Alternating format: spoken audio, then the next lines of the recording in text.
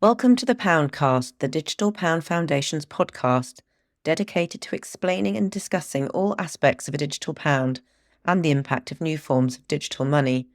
Your host is Jannah Patchay, Policy Lead and one of the originating members of the Digital Pound Foundation. Today, Jannah will be speaking to Teana Baker-Taylor, Vice President of Policy and Regulatory Strategy for EMEA at Circle. In this episode, Jannah and Teana discuss the role of stablecoins in the emerging digital money ecosystem and some of the regulatory challenges they present to regulators and face as issuers. How should these new forms of digital money be regulated? And what are different jurisdictions doing to address issues surrounding market conduct? What's the experience of firms such as Circle who are committed to operating in a compliant manner? And last but not least, what are the prospects for a digital pound to emerge in the form of a privately issued stablecoin? The information discussed in this podcast was accurate at the time of recording. Welcome, Teana. It's great to have you on the podcast today. And I'm really excited to be speaking to you as you're someone I've wanted to have on here for quite a while, given not only your extensive background in the crypto and digital money space, but also the really exciting work that Circle has been doing in this space. Thanks for having me, Jannah. It's great to be here. I'm looking forward to talking to you too. So let's start off with you. Can you tell us a little bit about you and your background and what brought you to Circle? So my background was in traditional finance. About 5 or 6 years ago now, I left transaction banking and went into the digital asset space. I was working on a number of proof of concept, blockchain, enterprise blockchain type projects. And during that process, I learned a lot about the technology, about the benefits of tokenization, and honestly became a little disenchanted with the enterprise blockchain adoption cycle. We seem to be doing quite a lot of proof of concepts and not a lot of taking things to market. So in that process, I decided that I wanted to work in part of the industry that was actually doing something and commercializing that tokenization. And so I went to work for a digital asset exchange based in London. Since then, I've helped to found a number of policy associations, working with regulators and policymakers on advocacy and regulatory frameworks. I have led Finance UK, worked for Crypto.com in a role helping to expand across Europe. And today I am at Circle, leading our regulatory strategy and policy initiatives in EMEA. That's a really fascinating journey. And it sounds like you've seen quite a few of the different facets of the digital asset industry. And maybe we can come on to that a little bit more later. But in the meanwhile, can you tell us a little bit more about Circle, what the company is trying to achieve and your work there? Sure. So most people know Circle as the sole issuer of USDC or USD coin, which is a digital currency or is sometimes referred to as a stable coin. Circle is really a global financial technology firm that provides internet native payments and treasury infrastructure. So in the round, that's what we do. We are really more of a financial markets infrastructure provider alongside being an issuer of now 2 stablecoins. So in June, we launched Eurocoin. Both of our stablecoins, importantly, are fully reserved, meaning that all of the reserves for our stablecoin are held in fiat in regulated financial institution reserve bank accounts, and they're always redeemable 1-for-1 for the denominated currency. So in the case of Eurocoin, we hold actual euros in a bank account, and the token is redeemable 1-for-1, just as we have done always for USDC.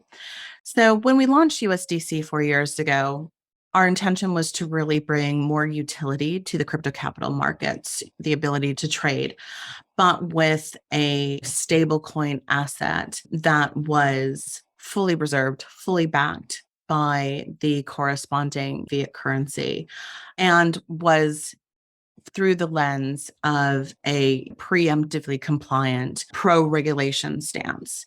So we've always done attestations. We are regulated in the US and obtained every money service business license in states where they were available. And as we look to the future and potentially a portfolio of those digital currency assets, again, we're looking to be conforming to regulation. And I think one of the key things that we're seeing now in the market is, well, two. One, the shift from crypto capital markets to payments, remittances, and other use cases where stablecoins really come into their own. And two, a real attention being placed on regulating stablecoins.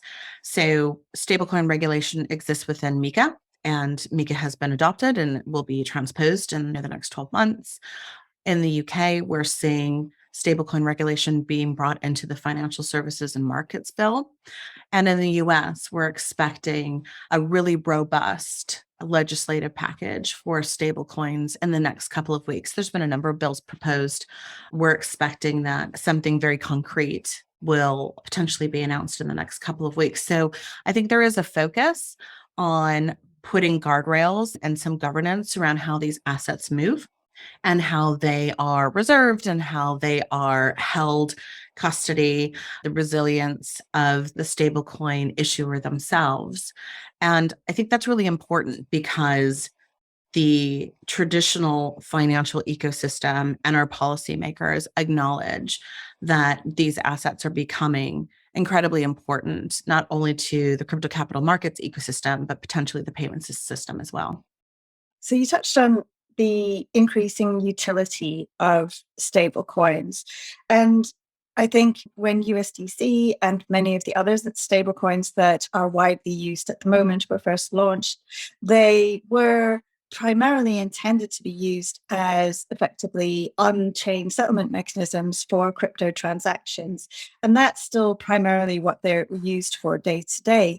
I think that expanded utility is the really interesting point, because obviously at the Digital Pound Foundation, our focus is on the introduction of new forms of money and digital money in the UK in both public and private forms. And stablecoins, of course, forming the private form. But we've not yet seen a stablecoin that has significant utility outside of crypto transaction settlement. How are you working at Circle to expand the utility, the day-to-day usage of stablecoins? So are you working with other payments market infrastructure providers? Are you working with other types of companies to embed these use cases in practice? Well, yes, we are. I think if we take a look at the usage and activity over the last 4 years, if we just take USDC as an example, it's facilitated the settlement of more than $6 trillion in transactions. That's a pretty significant number. And that's not all crypto capital markets activity. There is definitely blockchain-based payment activity within there as well. And I think that the key thing around stablecoins is that they provide payments optionality. So from our view, a future payment system where a privately issued stablecoin that conforms to regulations we just talked about, but that can support kind of Visa level transaction throughput, Visa level uptime, nation state like security. We believe that payment system is coming. And so we also are seeing the entrance and partnerships developing with companies like Visa, WorldPay, MasterCard, who are heavily investing in enabling crypto, investing in companies like Circle, because I think they too see that future driven by this payment system optionality. So we do work with those companies today. I think one of the key areas of opportunity is really for businesses, for B2B payments. And there was some research last year from Gartner, which indicated that by 2024, we will see 20% of businesses using digital currencies for payments. And I think that's not that far away. And that's quite a significant number. So businesses today can use USDC for payments, taking advantage of the high trust that a company with a fully reserved, fully fiat-backed stablecoin like Circle can provide to offer low friction payments. And I think that's one of the reasons that digital currencies are now rapidly evolving into the global payments and remittances space. So a great example of that is MoneyGram.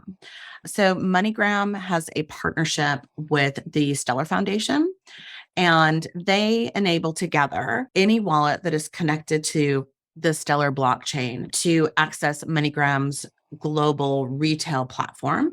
So you can walk into a MoneyGram branch and exchange. You can receive a transaction that has been sent from elsewhere and either receive that in USDC as the settlement asset that the transaction was sent or received in, or you can convert it to cash, whether that's USDC or another.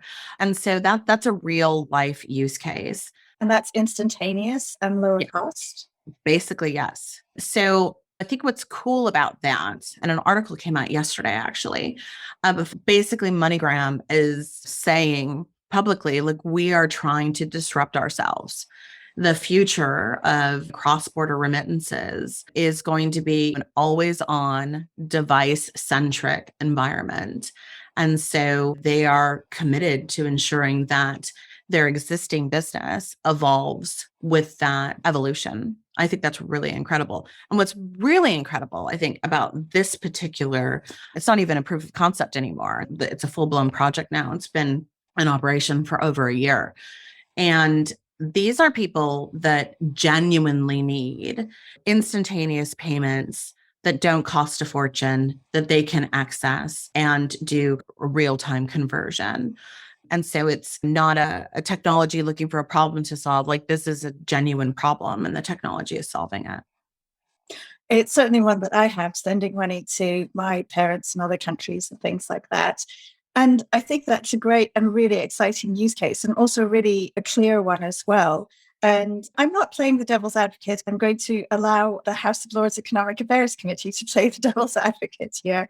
So the House of Lords Economic Affairs Committee in the UK recently undertook an inquiry into the introduction of central bank digital currency. And I suppose a lot of their thinking in there could actually apply more broadly to privately issued digital currencies, such as stablecoins as well.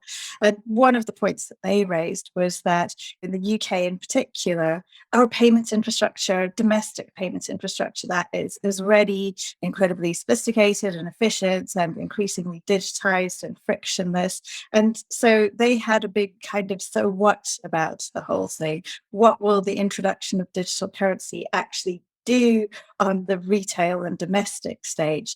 And I think I can think of loads of arguments against that, but I think I'd really like to hear your thoughts on that kind of statement and why you might think it is important for countries, regardless of the state of their existing infrastructure, to be paying attention to the development of digital currencies. Well, I think the inquiry that you're referring to was specifically into central bank digital currencies. And their takeaway was, we don't see this is solving a problem specifically in the UK for the reasons that you listed. But I don't think they were looking at privately issued stablecoin. They weren't, but I think that a lot of their logic extended across both forms, really. Their argument was very much predicated on the idea that we've already got good payments infrastructure. We don't really need anything else to step in.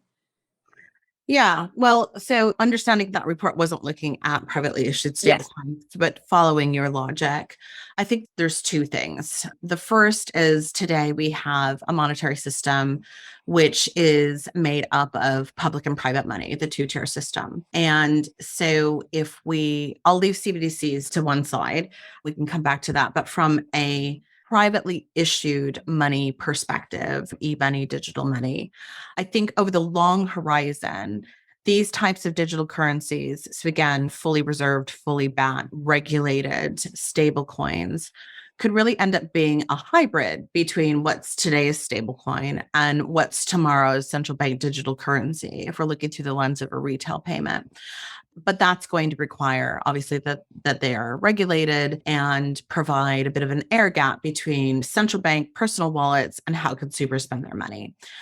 Understanding that the UK does have a very efficient payment system, I think that there are areas still within the UK where there is gaps.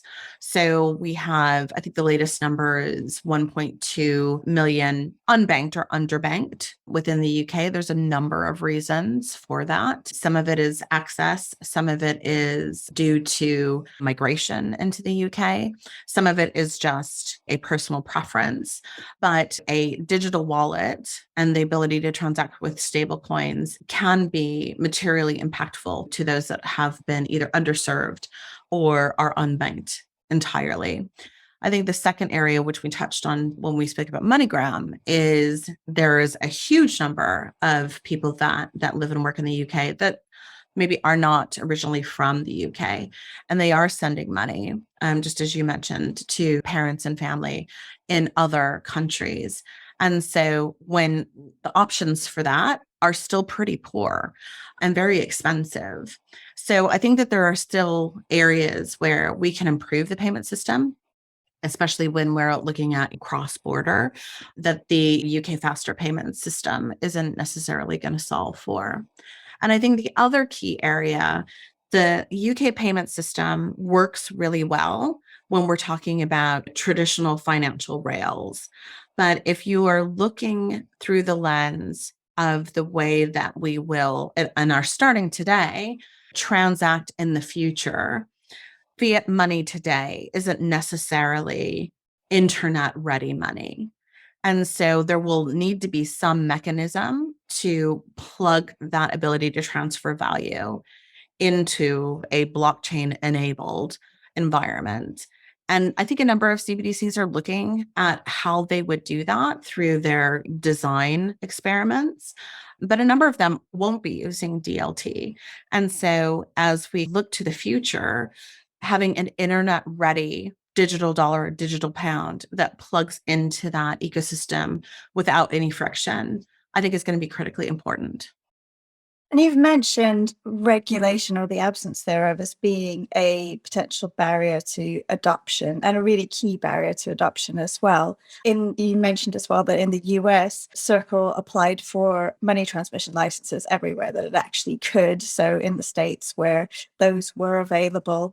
In the EU, are you, I mean, I know MiCA is just taking effect now, but are you forward-looking MiCA compliant in that respect? So Circle is really quite excited about MiCA. I think there's a number of things about the legislation and pending regulatory framework that are exciting. It is the first time that we're seeing a holistic regulatory framework enacted for market participants across all areas of market participants. That's pretty exciting. Equally, we'll have a passportable regime across 27 member states. So now you have quite a significant trading block where, as a builder of a business, you have at least certainty and confidence that you understand what the rules are and you can move into that jurisdiction and start building. There have been some criticisms around some of the areas within MiCA being potentially onerous or an incredibly high bar. We believe that it shouldn't necessarily be easy, right? This year, we're touching money here. This is, how people If you're issuing a new form of money, it shouldn't be an easy thing to do. I think it's generally a good principle. You don't want everyone doing it. Yeah, indeed. And certainly it shouldn't serve as a blocker for innovation, but there are some market conduct imperatives. And for us, those stem around the custody of the reserves, the resiliency of the firm, the ability and the willingness to be accountable to those attestations and be able to demonstrate exactly where the money is. The redeemability, one for one, immediately. So there's a number of thresholds that Circle believes are critically important if you're going to be issuing, a digital version of the euro or the dollar. So yes, we plan to ensure that Eurocoin will be MiCA compliant. At the moment, MiCA doesn't exist in its tangible form, and there are a number of steps that firms will need to take around becoming licensed in an actual jurisdiction ahead of MiCA to grandfather themselves in. So it's definitely a process, but we have developed Eurocoin through the lens of everything that Circle does. We do through the lens of regulated.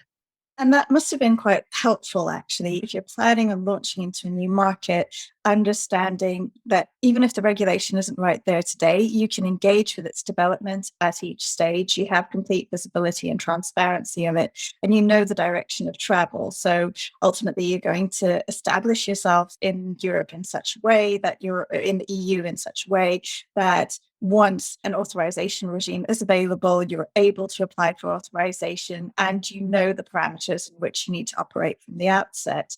Even if maybe there's a lack of the detailed definition, you've got the broad structure right.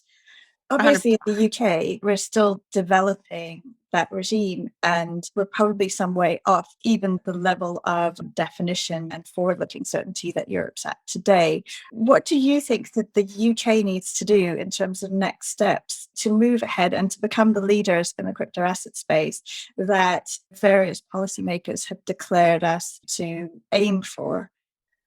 Yeah, well, I think it goes back to what you just said about engaging with our policymakers as they are trying to evaluate what the regulatory and legislative parameters should be, and helping to figure out through that rulemaking process how the laws will be applied in practical ways through the regulatory regimes. Circle has been, since its inception, very committed to working with our policymakers across the world. So we are definitely one of those companies that believe that it's important to educate. It's important to be a resource to our policymakers and to ensure that they have all the information they need to make sound decisions and informed decisions. So we place a huge amount of emphasis on that engagement. I think what we're seeing now in the UK is a influx of consultations and inquiries coming from a number of areas across government. So Treasury specifically has been looking at stablecoins in depth for some time. They had a consultation last year around stablecoins for payments, responded to that and produced their report or their response to the consultation in April of this year, which has then led to or been informed into the Financial Services Markets Bill, which will bring stablecoins into the regulated perimeter. Now, how that's done and who is the primary regulatory authority that will oversee those activities is still in discussion, and how the regime will be overseen and what those kind of key principles is still being debated. So I think it's really critical for the industry to, number one, show up and be part of those conversations. You can't just wait to see what happens and then potentially be unhappy with the outcome. You need to have a seat at the table. So we do spend a lot of time with our policymakers, both in the UK as well as Europe and the US, having those conversations and really distilling the major differences. I think mostly in the stablecoin space, we're looking at, for example, are they financial market infrastructure? And if they are, then some of the key areas that we need to identify would be within traditional financial market infrastructure. Perhaps it's a closed network. Perhaps you own all the rails like a Visa or MasterCard might do. And so end to end, you're in control. If you move that into an open source blockchain environment, then there are pieces of that infrastructure that Circle controls. And then there are pieces of that infrastructure that are open source and on different blockchain networks. USDC operates across 9 today. And so how do you mitigate those risks that in the traditional space might be potentially mitigated by, let's say, capital requirements that would then underpin any of those credit risk issues that might occur in the system? But if you have a fully reserved stablecoin, then essentially that capital is already sitting there. It can't be hypothecated. It can't be lent out. We can't use it to pay our bills. The money is just sat there waiting for redemption. And so applying a cut and paste regime from other types of financial market infrastructure might not be ideal for a blockchain-enabled payment system. So these are the types of kind of details that our policymakers are working through, and it's critical that we as the industry are available to be a resource to ensure that they really understand the differences. I think that's a really important point that you made there, that when we're talking about a fully asset-backed stablecoin in which the reserves are held in custody, they're, as you say, not rehypothecated, not lent out, they're just sitting there. That is actually a very different prospect to even a bank, for example. And the fractional reserve banking system is all about leveraging the deposits that you have. And that is a much higher risk undertaking than what you're describing. So yes, I totally agree that on the one hand, while what we're talking about is the introduction of a new form of money, and that's got to have appropriate consumer protections and assurances and prudential management, it has also got to be proportionate to the activity, doesn't it? Absolutely. Yeah, I think that is where the critical difference lies. So the banks are required to have a number of mechanisms and mitigants in place because they do undertake credit risk. That's their job. Their job is to create loans for people to buy homes and create capital for their businesses. For a fully reserved fiat-backed stablecoin, we're not creating monetary policy. We're literally providing a digital representation of that asset that is internet ready. We're not lending. We're not hypothecating. That's not the purpose. So those reserves sitting there, one, hopefully provide trust that if we have 50 billion of USDC in circulation, we can prove to you that we have 50 billion of fiat assets in an account sitting there waiting to be redeemed.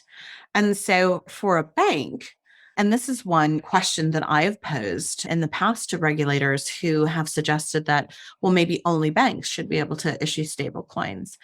And for me, I just wonder, but that's not what banks do. So is that an interesting value proposition for them to hold $50 billion in an account that just sits there? Balance sheet, basically. Why would a bank want that? Yeah.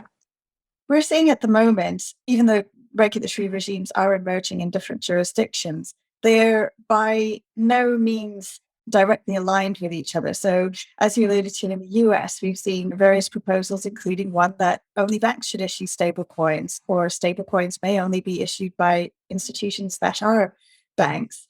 In the EU, we've got MiCA, and in the UK, we've had these middle ground proposals coming up from H&T, which are more about, let's take what we've already got when it comes to our payments regime and our e-money regime and look at how they can be expanded where necessary to encompass these new forms of digital money. In practice, what does that mean for a firm that operates in multiple jurisdictions like Circle? Do these divergences of regulation create operational challenges for you, or do you find that your operations tend to be very siloed across jurisdictions anyway? No, I would say that our operations are not siloed. Stablecoins as are internet-ready digital assets that are operating 24/7 across the globe. So certainly those harmonization efforts or challenges do potentially impact the way that we commercialize our business. I would say that MiCA is, for the moment anyway, and there are still some technical discussions that are being undertaken, and through implementation, there will be even more information that is brought to light around exactly how stablecoin issuers would be practically regulated. But there are some kind of key things within that legislative policy that I think other jurisdictions can look to through the lens of competitiveness and decide if they have a different risk appetite than maybe the EU did. And so I think that we will always see, as with any regulation, and certainly in financial services, that the policies will be reflective of the culture and mores of the people of that land. So in the UK, we have had a history of retrofitting regulatory policy to be able to take what we have and apply it. I do think that there is an understanding at certainly our government ministerial level that hasn't necessarily put the UK in the best position from a competitiveness perspective with other jurisdictions, and that we have a real opportunity now to take a look at what other countries are doing and try and harmonize where we can, but also potentially maybe create a competitive element for the UK, especially post Brexit, for example. I think if we look across to the US, there have been a number of stablecoin bills that have been introduced. And I think that we've seen a lot of evaluation of those different types of suggestions around who can issue, how the reserve should be held. Should there be additional capital requirements, or is the one-to-one reserve enough? These are a number of the questions that are being evaluated. But as we look to other markets that have been a little bit more forward thinking at a state level in the US, the Department of Financial Services in New York's DFS has been one of the forefront runners when it comes to digital asset regulations. So obviously, the BitLicense was available in New York, and they've put out some stablecoin principles that are quite forward thinking. If we look across to Japan, another jurisdiction that has been very kind of future focused, they have put out essentially a plan for regulating stablecoins, which again is very practical, takes into account the reserves as the mechanism of risk mitigant. And their policies, again, are bespoke, proportionate, and created specifically for this type of technology. So I think as jurisdictions start to really evaluate this in a practical way, like we're going to pass a bill, I do think that they will look to other jurisdictions to not only see what good looks like, but also maybe where there's some gaps that they can create a competitiveness feature for their jurisdiction. Finally, what does the future hold for Circle in the UK? Will we be seeing the issuance of a GBPC coin to accompany USDC and the EuroC? Well, we're certainly looking at growing the portfolio of stablecoin assets. There has been a lot of activity in the UK of late. I think one of the things that, from a regulatory perspective, so we find that encouraging. Circle is, again, pro-regulated company. We don't issue assets without the ability to do so from a regulated environment. And so we're very supportive of the government's efforts to bring stablecoins, specifically payment stablecoins like Circles, within the regulated perimeter. And who knows? I know I said that was my final question, but I do have one more. How do you see in the UK and in our conversations, the Digital Pound Foundation with the Bank of England, they've often repeated that they see the UK existing on a spectrum of digital currency ranging from publicly issued forms such as CBDC through to privately issued stable coins and perhaps some hybrids such as synthetic CBDCs and things like that along the way. And the question is, where will the UK sit in that spectrum? So they're very much envisaging, at the moment at least, that spectrum will be implemented in the UK to some extent. And how do you see any future Circle digital issued digital pound coexisting with not only a central bank digital currency in the UK, but with other stable coins and new forms of digital money in the UK? Yeah, I think that's a great question. I think that we talked a little bit about the coexistence of stablecoins in general and CBDCs. And then again, I don't see any reason or any indicator that these two types of assets can't or shouldn't coexist in the same way that they do today. For Circle, I think one of the key things that we see is the interoperability and the ability to constantly upgrade financial market infrastructure that is available when you're leveraging blockchain technology. And for us, that's the real breakthrough. So when you look at the development of a CBDC, for example, I think there's a number, and I think the House of Lords report also leaned into this idea that it's expensive it's potentially a lengthy process. And from where we're standing today, from a retail perspective, I'm still struggling to see the clear benefits that can't be solved by a privately issued stablecoin. And so if there is a challenge between potentially meeting the constant demand for innovation by the market that is going to improve access and financial inclusion, potentially you're going to still need access to a bank account to use that retail CBDC, for example, then how are CBDCs going to compete basically on the open market with more agile, tech-focused, privately issued money that has that ability to continually innovate and iterate on top of open source infrastructure?